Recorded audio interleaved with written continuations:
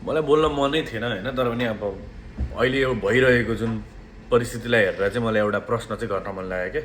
के केपी ओली रमेश लेखक आइजिपी खापुङलाई चाहिँ थुनामा राख्दैमा, उनीहरूलाई जेल पठाउँदैमा चाहिँ जेएनजी शहीदहरूको आत्माले शान्ति पाउला त?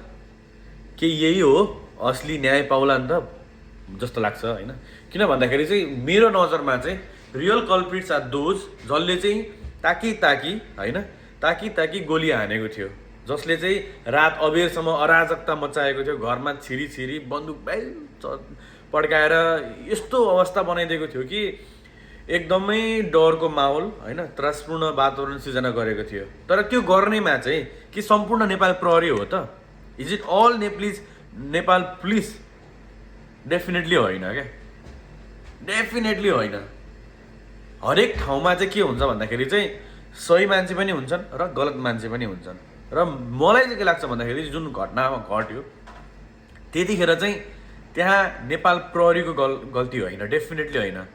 तर नियत जसको हातमा बन्दुक थियो, जसले ताकी ती निर्दोष अबोध होइन विद्यालयको ड्रेसमा स्कुल ड्रेसमा गएको कलिला नाबालकहरूमाथि जसले गोली चलाएको थियो होइन, जसले चाहिँ युवाहरूलाई गोली चलाएको थियो, they are the real culprit. अनि वेयर आर दिस गाइज?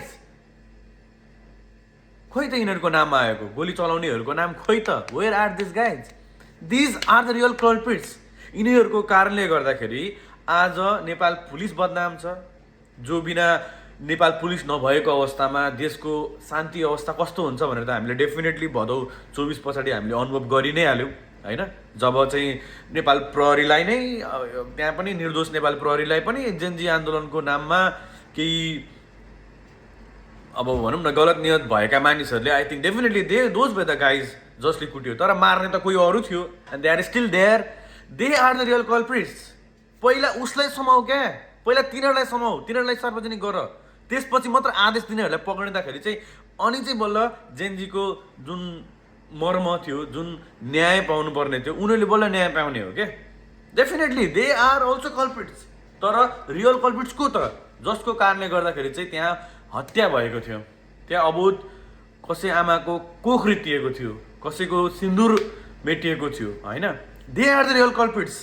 र तिनीहरूको कारणले गर्दाखेरि आज नेपाल पुलिस बदनाम छ, देशमा एकदम त्रासपूर्ण अवस्था थियो होइन। खै त तिनीहरूलाई पक्रिनु पऱ्यो फर्स्टमा, अनि बल्ल अनि कसले आदेश दियो? उनीहरूले भन्दै जान्छ नि त।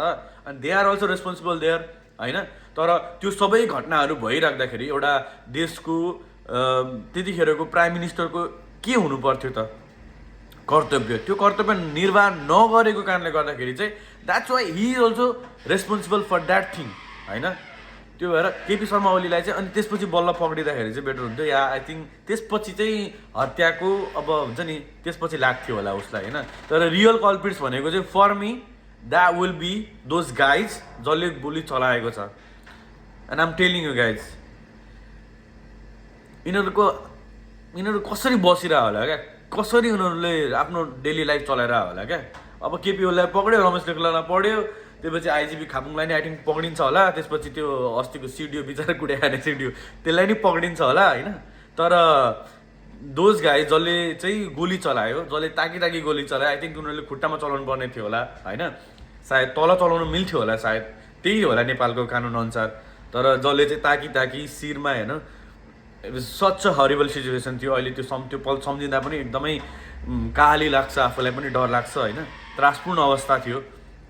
त्यही भएर दोज आर द गाइज, किनभने उनीहरू चाहिँ दे सुड बी डिमोटिभेटेड हुनु पऱ्यो क्या पुलिसमा चाहिँ। ओहो गोली चलाउनु पाइन्छ होइन, बन्दुकले गोली चलायो भने त हामीलाई केही हुँदैन, हामीलाई त हाम्रो प्रशासनले बचाइहाल्छ भन्ने जुन एउटा मानसिकता बोकेको छ नि, यिनीहरूको कारणले गर्दाखेरि पटक हरेक आन्दोलनमा चाहिँ ताकी आन्दोलनकारीमाथि गोली हान्ने यो जुन मानसिकता छ यिनीहरूलाई चाहिँ कम गर्नु पऱ्यो क्या। र प्लस अर्को कुरा भनेको चाहिँ हरेक आन्दोलनमा चाहिँ प्रहरी अनि त्यसपछि आन्दोलनकारीकै किन मुठभेड हुनुपर्ने क्या? प्रहरीको काम के हो यार? देशमा सुशासन कायम गर्ने हो, हामीलाई क्राइम क्रिमिनलबाट बचाउने हो। अनि हरेक बार यो गुन्डाहरूबाट यो प्रहरी कुटे खानुपर्ने अनाउन्स चाहिँ किन? वाइ? अनि प्रहरीहरूले पनि फेरि त्यो कहिलेकाहीँ त अब डेफिनेटली आन्दोलन त्यतिकै त हुँदैन, केही कुराको मागको लागि हुन्छ होइन, कुनै कुरा अन्याय भइरहेको हुनसक्छ होइन, कानुनी न्यायको लागि हुनसक्छ। अब त्यो बेलामा उनीहरूले फेरि त्यो जो अन्यायमा छ उनीहरूलाई कुट्ने किन? यसले उसको माग जसले सम्बोधन गर्नुपर्ने अनि ऊ चाहिँ माथि बस्ने हरेक time always there in the power, अनि उनीहरूले यसलाई पठाइदिने अनि बिचरा त्यो निर्दोष परिवार, किनभने उसको परिवार छैन, उसले आफ्नो परिवार छैन, उसको चाहिँ छोराछोरी छैन होला र डेफिनेटली त्यहाँ मेरो दाजुभाइ गएर त्यो त्यहाँ प्रहरीले कुटाइ खाओस् चाहे त्यो आन्दोलनकारीले कुटाइ खाओस्, मलाई डेफिनेटली मजा लाग्दैन क्या। त्यो आन्दोलनकारी चाहे मेरो भाइ भए पनि मलाई त्यहाँ पनि मजा लाग्दैन, र त्यो प्रहरी मेरो दाइ भाइ थियो भने त्यहाँ पनि मजा लाग्दैन क्या।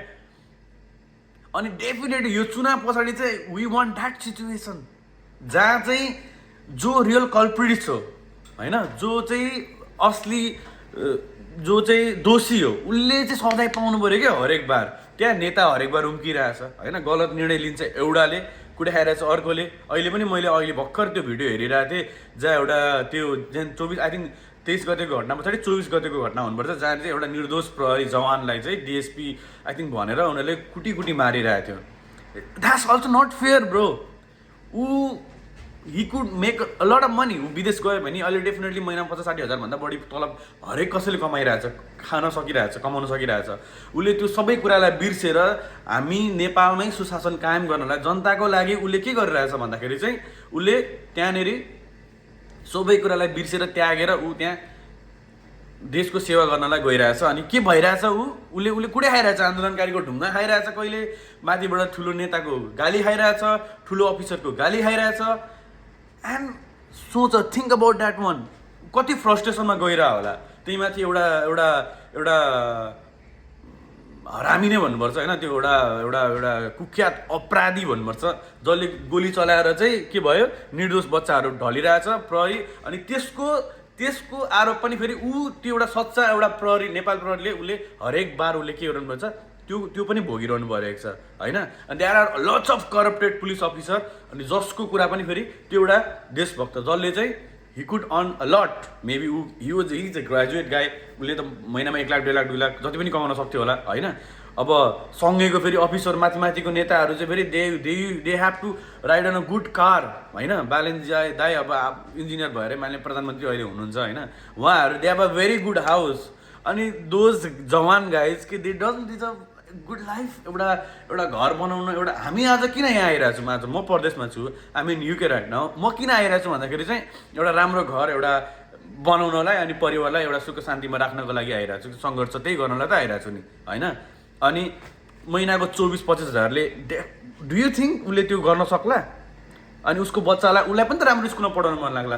अब भोलिको दिन बालिन दाइको छोरी डेफिनेटली सिज गर्न स्टडी होइन मोस्ट रेपुटेड स्कुलमा, सबैभन्दा महँगो स्कुलमा पढ्नेवाला छ। सुजन दाई पनि बिहे गर्ला, बच्चा त उसको नि खतरा स्कुलमा पढ्ला। या भनौँ टप जति पनि माथि छ नेताहरू, अल द टप पिपल, अनि उनीहरूको बच्चाहरू चाहिँ अनि definitely they gun study in a very well, राम्रो स्कुलमा पढ्ने होला होइन। अनि न्यायपूर्ण यो अवस्था छ, दिस थिङ सुड म्यानेज, यो हुनु पऱ्यो क्या, यहाँ समानता आउनु पऱ्यो क्या होइन। र यो जुन अहिले केपी ओली ढङ हो, दिस इज सिट बुलसिट भन्छु म। जसले गोली चलाएको छ त्यसलाई पक्रिन, त्यसलाई ल्याएर थुन्न, त्यो साला त्यो गोरु होइन, त्यो नेपाली होइन। जसले उसलाई गोली चलायो उसको भाइ उसको दिदीबहिनीहरू छैन, ऊ जस्तै होइन होला तिनीहरू। अनि उनीहरूले जे प्रोटेस्ट गरेको छ वेयर दे रङ? नो, उनीहरूले त जे भइरहेको थियो, जे गलत भइरहेको थियो त्यसकै विरुद्धमा त आवाज उठाइरहेको थियो। अनि आवाज उठाउनै नपाउने, अनि गोली खाने, अनि गोली हान्नु पर्ने, इज दिस द वे?